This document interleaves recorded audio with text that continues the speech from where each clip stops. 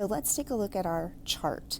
I mentioned to you that we are using one of the alternates for a couple of our fabrics, actually 3 of our fabrics, but only 2 that we're using this week or this month.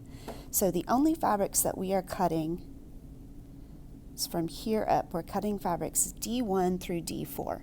D5 through D10 will be a different month. So if we look at fabric D1, so fabric D1 goes with template layout sheet number 1. We have 2 6 3/4 inch strips. You might want to highlight that. 2 6 3/4 inch strips, and Shannon has already cut those for us. And then we're going to stack those right side up, and we want to position the D1 template layout sheet on the stack and cut a total of 8 pieces that match the size and shape of this unit. Now, we only have one template layout sheet number 1. So that means as soon as you make this cut right here, those 2 outside cuts, you need to take this unit and flip it around to place it right here instead. Now you're only cutting on those outsides on the left and the right. Place it here and make another cut right here, and then move it again and move it one more time.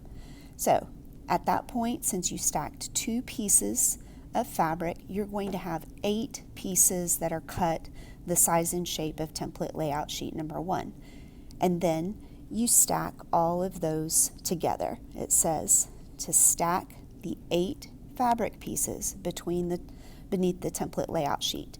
And then at that point, and only at that point, do you actually start to make the individual cuts in order to separate this into the 6 different stacks of fabric.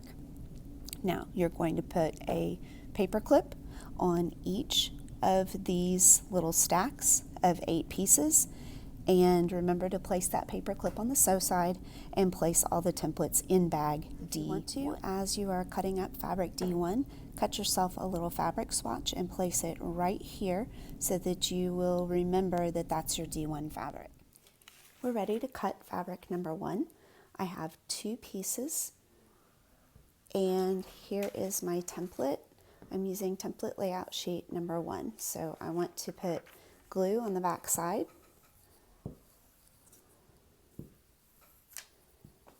Remember to let it dry for 90 seconds if you have the white one.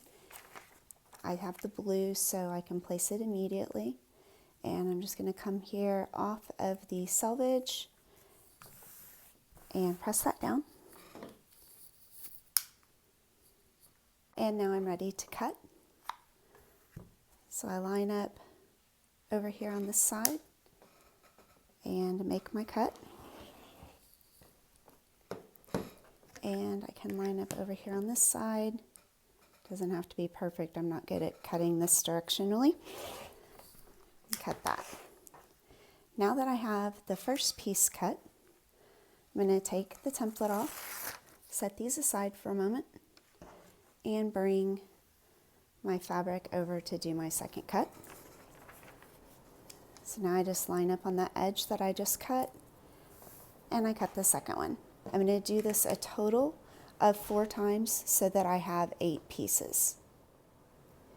Oops, well, that was a one-shot deal and I blew it. I turned the camera off in order to do the other cutting so that I could come back with all 8 pieces stacked under my template layout sheet, and I forgot to turn the camera back on. So I'm just going to tell you what I did. I stacked all of the 8 pieces under my template layout sheet, and then I proceeded to cut along all of the lines. So starting with 1, then 2, 3, 4, and 5. Once I did that, I put a paper clip on the sew side of all of these, and then the final thing that I want to do is I'm going to go ahead and get these semi-stacked in order so that it'll be easier once they're in my bag to just kind of keep them together. So I'm going to start with section 1, and then 3, 5, 7, 9, and 11. Notice that I'm stacking sew sides up to the top. And then the final thing that I'm going to do before I put these in the appropriate bag is go ahead and take a binder clip and put that on my fabrics away from all the paper clips because it won't fit where the paper clips are.